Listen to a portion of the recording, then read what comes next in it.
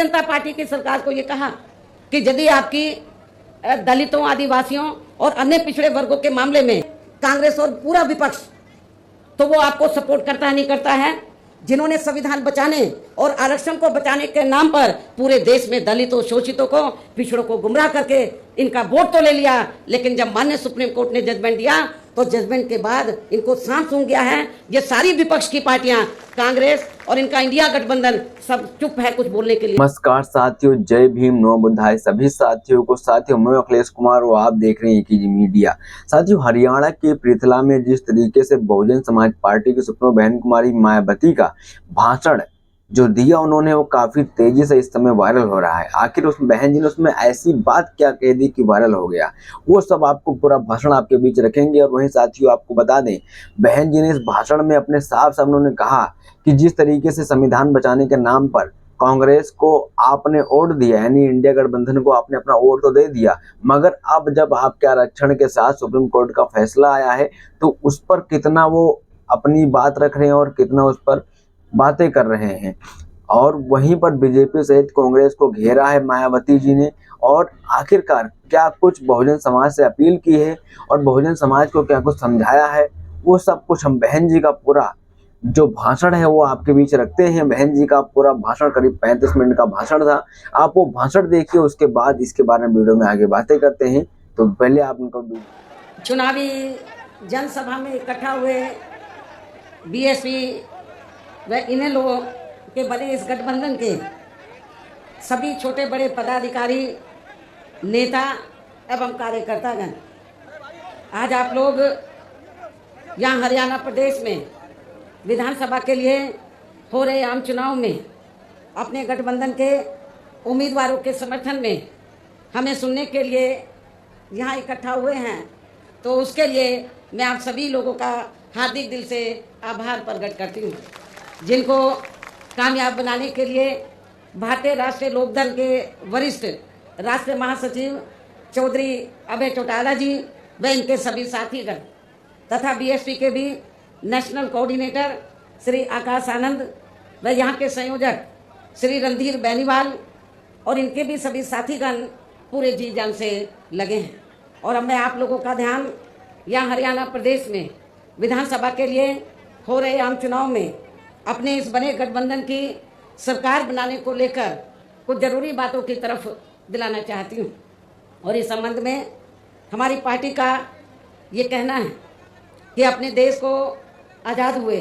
व भारतीय संविधान को भी लागू हुए अब वर्षों बीत चुके हैं और इस लंबी अवधि में केंद्र व आपके हरियाणा प्रदेश में भी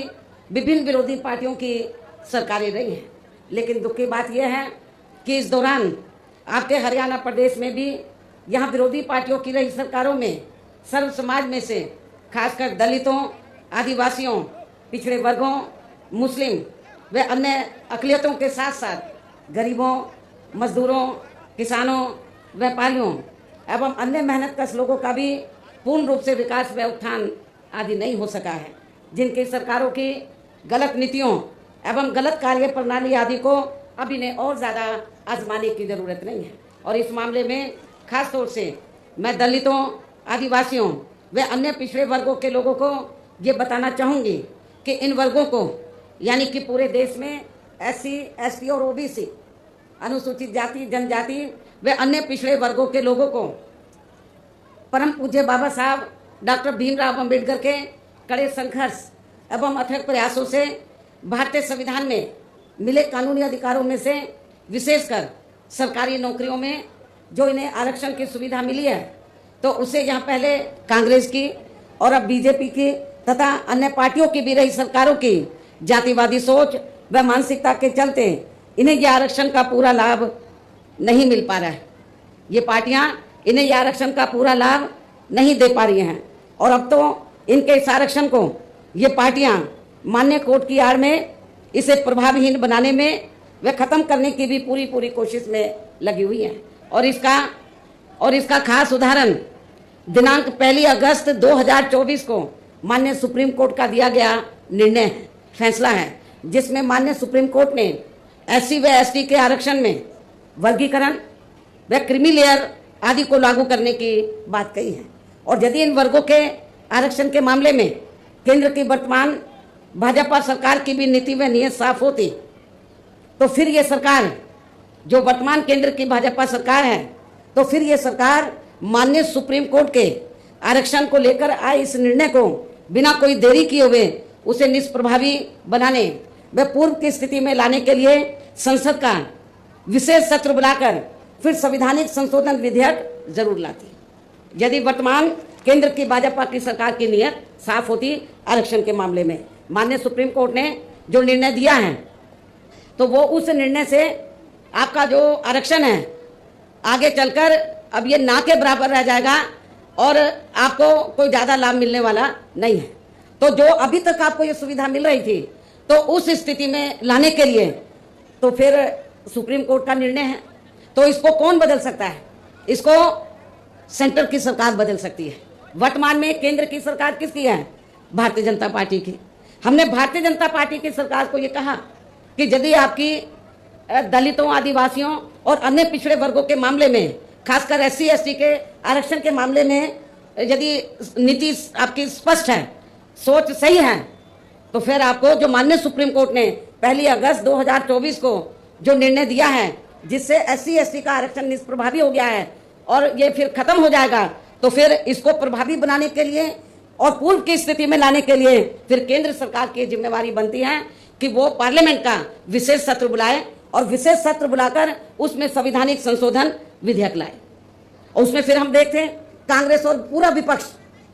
तो वो आपको सपोर्ट करता नहीं करता है, जिन्होंने संविधान बचाने और आरक्षण को बचाने के नाम पर पूरे देश में दलितों, शोषितों को, पिछड़ों को गुमराह करके इनका वोट तो ले लिया, लेकिन जब माननीय सुप्रीम कोर्ट ने जजमेंट दिया तो जजमेंट के बाद इनको सांस सूंघ गया है। ये सारी विपक्ष की पार्टियां, कांग्रेस और इनका इंडिया गठबंधन सब चुप है, कुछ बोलने के लिए तैयार नहीं है। लेकिन हमारे लोगों ने भी बहुत बड़ी गलती की, उनके बहकावे में आ गए। संविधान बचाने के नाम पर, आरक्षण बचाने के नाम पर उनके बहकावे में आकर अपनी पार्टी BSP को भी किनारे कर दिया और इंडिया गठबंधन को वोट दे दिया लोकसभा चुनाव में। लेकिन अब क्या हो रहा है? चुनाव खत्म होने के बाद इंडिया गठबंधन को फायदा तो हो गया गुमराह करके आप लोगों को, लेकिन जब 1 अगस्त को निर्णय आया आरक्षण को लेकर कि जो शेड्यूल कास्ट के लोग हैं, ट्राइब कम्युनिटीज के लोग हैं, दलित जो लोग हैं, आदिवासी लोग हैं, तो अब इनको जो पहले से आरक्षण मिल रहा था, जो इनका कोटा मुकर्रर था, जो पहले से आरक्षण मिल रहा था, वो ना मिलके अब इनका वर्गीकरण किया जाएगा। जिनको जरूरत है उनको दिया जाएगा और शेड्यूल कास्ट में जो जातियां मजबूत होगी उनको किनारे कर दिया जाएगा। ये जजमेंट है। लेकिन ये आप लोगों को मालूम होना चाहिए कि जिन शेड्यूल कास्ट में जो जातियां कुछ आगे भी बढ़ी हैं, मुश्किल से 5-6% लोग बढ़े हैं, बाकी लोगों की सामाजिक, आर्थिक और शैक्षणिक स्थिति में अभी कोई ज्यादा बदलाव नहीं आया है। इसलिए इनके वर्गीकरण की अभी जरूरत नहीं है, बल्कि जो पूर्व में जैसी स्थिति बनी थी इनको सबको अभी पूरा आरक्षण देने की जरूरत है। लेकिन जब हमने इसके खिलाफ आवाज उठाई तो फिर सारी पार्टियां चुप हो गई। हमने BJP को भी कहा कि सुप्रीम कोर्ट का जजमेंट है, आप संवैधानिक संशोधन विधेयक लाइए और आप उसे पार्लियामेंट में लाकर पास कराएं। हम अपोजिशन को भी देखेंगे, इंडिया गठबंधन को भी देखेंगे कि वो आपको सपोर्ट करता है नहीं करता है। तो जो BJP की सरकार है सेंटर की, वो संवैधानिक संशोधन विधेयक अभी तक नहीं लाई है, अपोजिशन चुप है। तो ऐसी स्थिति में आप लोग एक बार तो धोखा खा गए, इनके बहकावे में आ गए इंडिया गठबंधन के, कांग्रेस के,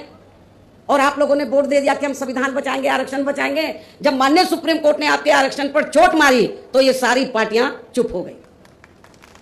ये कहती तो हैं कि हम आरक्षण के पक्ष में हैं, लेकिन माननीय सुप्रीम कोर्ट ने जो जजमेंट दिया उसको लेकर ये कुछ भी बोलने के लिए तैयार नहीं है। इतना ही नहीं, बल्कि इसके लिए कांग्रेस व इनके इंडिया गठबंधन ने अभी तक भी केंद्र सरकार पर कोई दबाव नहीं बनाया है, और ऐसा करना तो बहुत दूर की बात रही, बल्कि इन्होंने माननीय सुप्रीम कोर्ट के इस निर्णय पर अभी तक कुछ भी खुलकर नहीं बोला है। और इस मामले में केंद्र की भाजपा सरकार व अधिकांश सभी विरोधी पार्टियां अभी तक भी चुप्पी साधे हुए हैं। यहाँ मैं ये भी बता देना चाहती हूँ कि माननीय सुप्रीम कोर्ट ने SC ST आरक्षण में वर्गीकरण करने और क्रीमी लेयर को भी लागू करने का ये कार्य अब राज्य सरकारों के ऊपर ही छोड़ दिया है। अब ये राज्य सरकारों के ऊपर ही छोड़ दिया है, जो अब अपने हिसाब से इसका पूरा राजनीतिक फायदा भी उठाएंगे। साथ ही इसकी आड़ में इन वर्गों को बांटकर इन्हें आपस में ही लड़ाएंगे। अर्थात अब ये पार्टियां फूट डालो वे राज करो की नीति का भरपूर फायदा उठाएंगी इस जजमेंट की आड़ में। जबकि संविधान के मुताबिक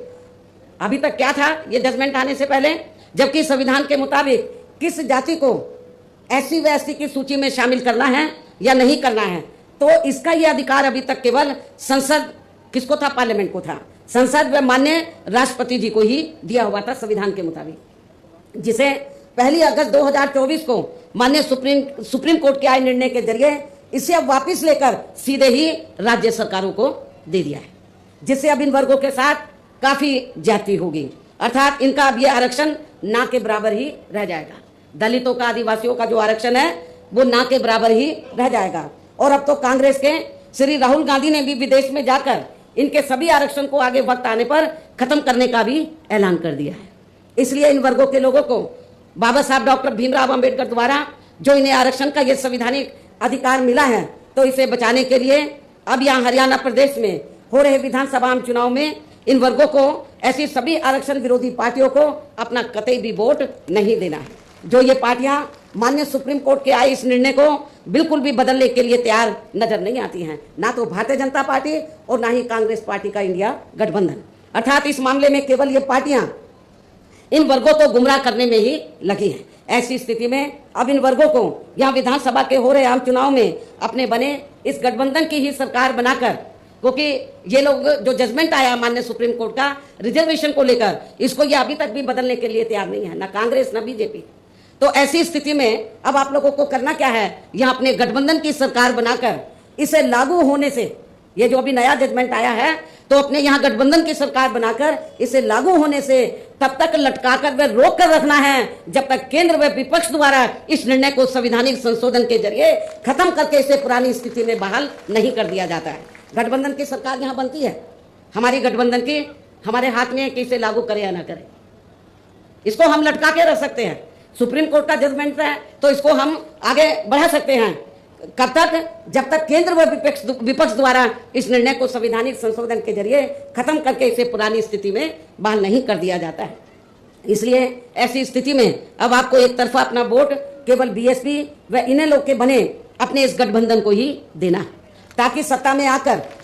यहाँ आपके स्टेट में माननीय सुप्रीम कोर्ट के आए इस निर्णय पर कुछ हद तक अंकुश लगाया जा सके। इतना ही नहीं बल्कि केंद्र व राज्यों में कांग्रेस, बीजेपी व अन्य जातिवादी पार्टियों की रही सरकारों ने इनका आरक्षण का कोटा अभी तक भी पूरा नहीं भरा है, जिसे फिर अंत में किसी न किसी रूप में सामान्य वर्गों को ही दे दिया जाता है। जबकि उत्तर प्रदेश में जब हमारी पार्टी की सरकार बनी, हमने विशेष अभियान चलाकर इस आरक्षण के कोटे को हमने पूरा कराया था। पदोन्नति में आरक्षण को तो इन्होंने मान्य कोर्ट की आड़ में काफी हद तक खत्म ही कर दिया है। इसके साथ ही केंद्र व राज्यों की भी सरकारों द्वारा इन वर्गों के लोगों को प्राइवेट सेक्टर में आरक्षण दिए जाने की व्यवस्था किए बिना ही इनके ज्यादातर सरकारी कार्य अब यहाँ प्राइवेट सेक्टर के जरिए ही देश के अधिकांश बड़े बड़े पूंजीपतियों व धन्ना सेठों को ही दिए जा रहे हैं, जिसके कारण आपके यहाँ हरियाणा प्रदेश सहित पूरे देश में अब इन वर्गों के लोगों को आरक्षण का बहुत कम ही लाभ मिल पा रहा है, क्योंकि प्राइवेट सेक्टर में आरक्षण की व्यवस्था नहीं है।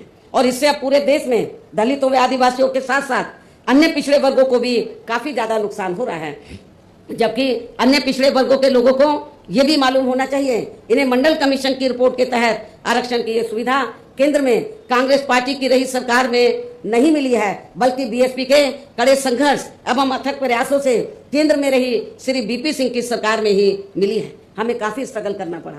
जिसका भी अब यहाँ जातिवादी विरोधी पार्टियों की चल रही सरकारें इन्हें पूरा लाभ नहीं दे पा रही हैं। इसके साथ ही श्री बीपी सिंह की सरकार में ही इन वर्गों के मसीहा परम पूज्य बाबा साहब डॉक्टर भीमराव अंबेडकर को भी यहाँ भारत रत्न की उपाधि से सम्मानित किया गया है। जब बीपी सिंह की सरकार थी तो तभी बाबा साहब को भारत रत्न की उपाधि से सम्मानित किया गया था, जिसके लिए वो हर प्रकार से पात्र भी थे। जबकि इन्हें ये सम्मान इनके जीते जी केंद्र में रही कांग्रेस पार्टी की ही सरकार में बहुत पहले ही मिल जाना चाहिए था, लेकिन इस पार्टी की सरकार ने इनके देहांत के बाद भी इन्हें ये सम्मान नहीं दिया। कांग्रेस पार्टी की सरकार ने इनके देहांत के बाद भी इन्हें यह सम्मान नहीं दिया। इससे इन वर्गों के प्रति इस पार्टी की हीन व जातिवादी मानसिकता साफ झलकती है। इतना ही नहीं बल्कि इनके कारवां को आगे बढ़ाने वाले व हर मामले में समर्पित व्यक्तित्व मान्यवर श्री कांशीराम जी के देहांत होने पर केंद्र में रही इसी कांग्रेस पार्टी की सरकार ने इनके सम्मान में एक दिन का भी राष्ट्रीय शोक घोषित नहीं किया था। इसके साथ ही इन वर्गों के लोगों को जुल्म जाति से निजात दिलाने के लिए जो भी यहाँ नियम व कानून आदि बने हैं तो उन पर भी केंद्र व राज्यों की सरकारें सही से अमल नहीं कर पा रही है, जिससे अब यहाँ खासकर दलितों, आदिवासियों व अन्य पिछड़े वर्गों के ऊपर शोषण करने वालों का मनोबल और भी ज्यादा बढ़ रहा है। और ये सब हमें यहाँ आपके हरियाणा प्रदेश में भी काफी कुछ देखने के लिए मिल रहा है। इसी प्रकार हमें पूरे देश में मुस्लिम व अन्य अक़लियत समाज के लोगों की भी अधिकांश मामलों में हालत कोई खास अच्छी नजर नहीं आती है। इनके साथ साथ अपर कास्ट समाज व जाट समाज में भी खासकर गरीब लोगों की भी आर्थिक स्थिति अभी भी यहाँ आपके हरियाणा प्रदेश सहित पूरे देश में काफी ज्यादा खराब व दयनीय ही बनी हुई है। इनके अलावा आपके हरियाणा प्रदेश सहित पूरे देश में सब समाज में से विशेषकर यहाँ गरीब, मजदूर, किसान, कर्मचारी, व्यापारी एवं अन्य मेहनतकश लोग भी अपनी विभिन्न समस्याओं को लेकर अभी भी हमें काफी ज्यादा दुखी ही नजर आते हैं। और इनमें भी किसान वर्ग तो केंद्र में अभी तक की रही सभी सरकारों द्वारा बनाई गई उनकी गलत नीतियों के कारण अब काफी ज्यादा परेशान व दुखी भी रहा है और अभी भी है। लेकिन इन सब की मुख्य वजह हमारी पार्टी केंद्र में व आपके हरियाणा प्रदेश में भी यहाँ अब तक की अधिकांश रही विरोधी पार्टियों की सरकारों की गरीब व किसान विरोधी तथा इनकी जातिवादी, पूंजीवादी व संकीर्ण मानसिकता के तहत बनाई गई उनकी गलत नीतियों व गलत कार्य प्रणाली को ही काफी हद तक जिम्मेवार मानकर चलती है। और इस मामले में खासकर इनकी गलत आर्थिक नीतियों की वजह से ही आए दिन जहां पूरे देश में गरीबी, बेरोजगारी व महंगाई आदि भी काफी ज्यादा बढ़ रही है, जिससे आम जनता काफी ज्यादा परेशान व दुखी भी है। इसके साथ साथ अभी भी अपने देश में भ्रष्टाचार हर स्तर पर काफी ज्यादा फैला हुआ है, जिससे आपका खुद का अपना हरियाणा प्रदेश भी अछूता नहीं रहा है। और इन सब का मुख्य कारण हमारी पार्टी आजादी के बाद से लेकर अभी तक केंद्र व देश के अधिकांश राज्यों में तथा आपके खुद के अपने हरियाणा प्रदेश में भी ज्यादातर सत्ता या खासकर पूंजीवादी पार्टियों के ही हाथों में आने को मानकर चलती है, जिसके कारण ही अब पूरे देश में व आपके खुद के अपने प्रदेश में भी अभी भी हमें यहाँ सर्व समाज के लोग अधिकांश मामलों में काफी ज्यादा दुखी व परेशान ही नजर आते हैं। जबकि पूरे देश में बीएसपी ही अकेली एक ऐसी पार्टी है जो विरोधी पार्टियों की तरह देश के बड़े बड़े पूंजीपतियों व धन्ना सेठों की आर्थिक मदद से नहीं बल्कि अपनी पार्टी के ही आम कार्यकर्ताओं की आर्थिक मदद से चुनाव लड़कर यहाँ केंद्र व राज्यों की भी सत्ता में आना चाहती है, ताकि हमारी पार्टी सत्ता में आने के बाद फिर बिना किसी दबाव के वे आजाद होकर सर्व समाज के लोगों की सभी समस्याओं का समाधान करके उन्हें हर मामले में वे हर स्तर पर यह खुशहाल बना सके। और इसी आधार पर चलकर ही आबादी के हिसाब से देश के सबसे बड़े प्रदेश उत्तर प्रदेश में, आपका पड़ोसी राज्य है उत्तर प्रदेश, तो देश के सबसे बड़े प्रदेश उत्तर प्रदेश में 4 बार हमारी पार्टी ने अपने नेतृत्व में वहाँ सरकार भी बनाई है। और हमने अपनी सभी चारों रही सरकारों में अपनी पार्टी की विचारधारा एवं सिद्धांतों के तहत चलकर वैसे तो वहाँ सर्व समाज के हितों का पूरा ध्यान रखा है, लेकिन सभी मामलों में प्राथमिकता पहले हमने वहाँ सर्व समाज में से विशेषकर उन दलितों, आदिवासियों, पिछड़े वर्गों व अक़लियत समाज को दिया है तथा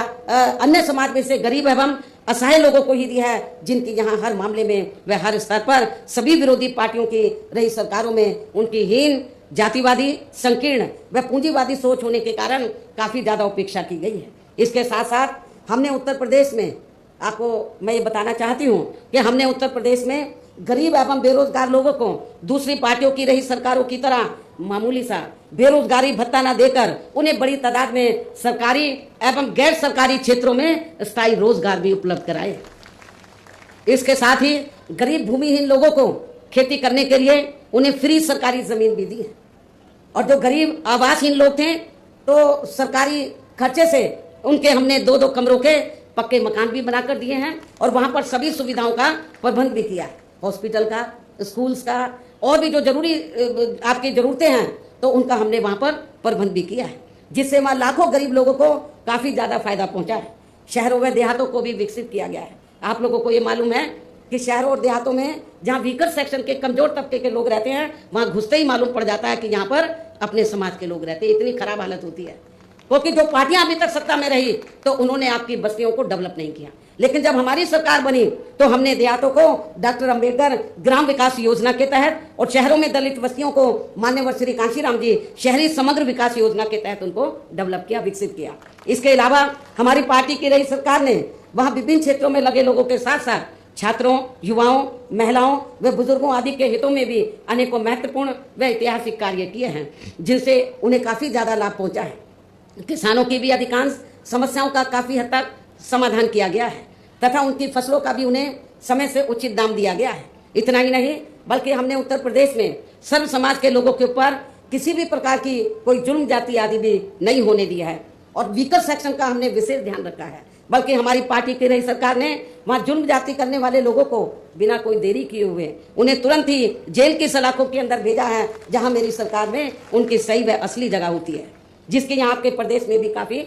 अब सख्त जरूरत है। इसके साथ ही हमारी पार्टी की रही सरकार ने अपने देश में दलित एवं अन्य पिछड़े वर्गों में समय समय पर जन्मे यहाँ महान संतों, गुरुओं व महापुरुषों में भी खासकर महात्मा ज्योतिराव फूले, श्री छत्रपति शाहू जी महाराज, श्री नारायण गुरु, बाबा साहब डॉक्टर भीमराव अंबेडकर एवं मान्यवर श्री कांशीराम जी आदि को भी विभिन्न रूपों में पहली बार वहाँ पूरा आदर सम्मान दिया है, जिन्हें विरोधी पार्टियों के लोग अभी तक भी आसानी से पचा नहीं पा रहे हैं। इस प्रकार से उत्तर प्रदेश में हमारी पार्टी ने अपने सभी चारों रहे शासनकाल के दौरान वहाँ हर मामले में व हर स्तर पर सर्व समाज के लोगों को काफ़ी बेहतरीन सरकार दी है। और यदि आप लोग भी यहाँ अपने हरियाणा प्रदेश में गरीबों, किसानों व आम जनहित के तथा विशेषकर कमजोर एवं उपेक्षित वर्गों के हितों में ऐसे ही कार्य करना चाहते हैं, इसके साथ ही आपके प्रदेश की जनहित से जुड़ी जो भी यहाँ स्थानीय समस्याएं हैं तो उन्हें भी आप दूर करना चाहते हैं, तो फिर आप लोगों को भी उत्तर प्रदेश की तरह ही यहाँ अपने हरियाणा प्रदेश में भी अपने इस बने गठबंधन की ही सर्व जनहिताय व सर्व जन सुखाय की नीतियों पर आधारित ही सरकार बनानी होगी, जिसके लिए अब आप लोगों को यहाँ अपने हरियाणा प्रदेश में विधानसभा के लिए हो रहे आम चुनाव में अपने गठबंधन का ही बेहतर रिजल्ट लाना होगा। इसके साथ साथ आप लोगों को वोट पड़ने तक यहाँ की सत्ताधारी पार्टी व अन्य सभी विरोधी पार्टियों के साम दाम दंड भेद आदि हथकंडों से भी जरूर सावधान रहना है। और इस मामले में खासकर आप लोगों को विरोधी पार्टियों के जारी किए गए उनके हवाई व प्रलोभन भरे चुनावी घोषणा पत्रों आदि के बहकावे में भी कतई नहीं आना है, जिन्हें ये पार्टियां सत्ता में आने के बाद अधिकांश अमल में नहीं लाती हैं, जिस पर से अब जनता का काफी हद तक विश्वास ही उठ गया है। इसलिए हमारी पार्टी किसी भी चुनाव में अपना कोई भी चुनावी घोषणा पत्र आदि जारी नहीं करती है। वैसे भी हमारी पार्टी कहने में बहुत कम बल्कि कार्य करके दिखाने में ही ज्यादा विश्वास रखती है, अर्थात जो कहती है तो उसे करके भी दिखाती है, और ये सब हमने उत्तर प्रदेश में करके भी दिखाया है। और अब संक्षेप में मेरा यही कहना है कि आप लोगों को अपने खुद के व अपने हरियाणा प्रदेश के भी हित में यहाँ बीएसपी व इनेलो के बने अपने इस गठबंधन की ही सरकार बनाना बहुत जरूरी है। और अब आप लोगों को अपने इस गठबंधन के ही उम्मीदवारों को ज़्यादा से ज़्यादा कामयाब बनाना है, जिसके लिए बीएसपी के उम्मीदवारों को हाथी चुनाव चिन्ह के सामने वाले बटन को दबा के तथा भारतीय राष्ट्रीय लोक दल के उम्मीदवारों को चश्मा चुनाव चिन्ह के सामने वाले बटन को दबा के इन्हें जरूर जिताना है। इस प्रकार से आप लोगों को अपने बने इस गठबंधन की ही पूर्ण बहुमत की सरकार बनाना है, और सरकार बनने पर फिर गठबंधन की ओर से आपके हरियाणा प्रदेश का मुख्यमंत्री चौधरी श्री अभय चौटाला जी को ही बनाया जाएगा,